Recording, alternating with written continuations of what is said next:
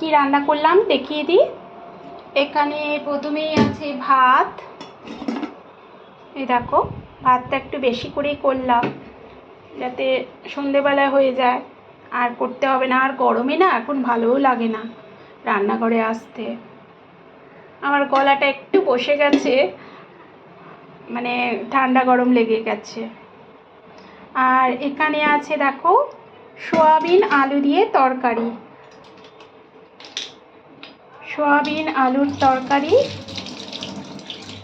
একদম আলুগুলো ছোট ছোট কেটেছি আর সয়াবিন দিয়ে মাখা মাখা তরকারি। আর এখানে আছে দেখো, চাটনিটা পরে দেখাচ্ছি। এখানে আছে শাক, এটা আমার গাছের শাক, পুঁই শাক।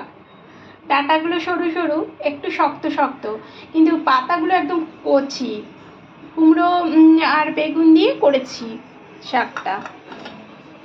আর এখানে আছে লাউ দিয়ে ডাল,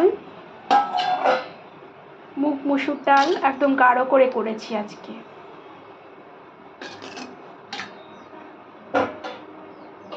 আর এখানে আছে চাটনি। চাটনিটা আমাদের ঘরে কেউ খায় না, শুধু আমি ছাড়া, ওই জন্য করা হয় না। আজকে আমার জন্য একটু করলাম, যদি মিষ্টি একটু ছোঁয়।